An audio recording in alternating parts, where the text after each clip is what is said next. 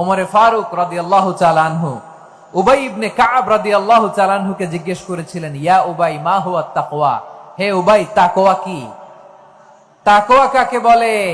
উবাই ইবনে কাব তিনি প্রশ্নের উত্তর না দিয়ে উনিও আবার প্রশ্ন ছুড়লেন। তিনি বললেন, ইয়া আমিরাল মুমিনিন, আমা সালাকতা তরিকান যা শাউক, আপনি কি কাঁটাযুক্ত রাস্তা দিয়ে মরুভূমিতে কখনো হেঁটেছেন?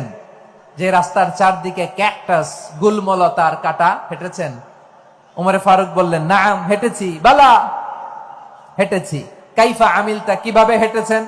ওমরে ফারুক বললেন, শাম্মারতু ওয়াজতাহাতু, আমি আমার জামা, জুব্বা আর চাদর আঁটো-শাটো করে গায়ের সাথে এমন ভাবে মিলিয়ে রেখেছি, এমন সাবধানে হেঁটেছি যাতে করে মরুভূমির ক্যাকটাসের গুলমলতার কাঁটা আমার গায়ে বিঁধে না যায়। উবাই ইবনে কাব বললেন, ফাযালিকা হুয়া তাকওয়া, আরে তাহলে আপনি তো ঠিকই জানেন তাকওয়া মানে কি, এটাই তো তাকওয়া। ওই রাস্তা দিয়ে যেভাবে হেঁটেছেন, পুরো দুনিয়ার জিন্দেগিটা এইভাবে সাবধানে চলার নামই হচ্ছে তাকওয়া। চিল্লায় বলো ঠিক কিনা? এই দুনিয়াতে পাপ পঙ্কিলতা থাকবে, শয়তানির হাতছানি থাকবে, অপরাধ প্রবণতা থাকবে, নফসের খায়েশ থাকবে, অন্যায়ের হাতছানি থাকবে। সব কিছুকে দলে মুচড়ে পেছনে ফেলে সাবধান হয়ে এই দুনিয়ার সিরাতুল মুস্তাকিমের পথে চলতে হবে। যেই রাস্তা শুরু হয়েছে দুনিয়াতে, শেষ হয়ে গিয়েছে আল্লাহর জান্নাতের ভেতরে। চিল্লায় বলেন ঠিক কিনা?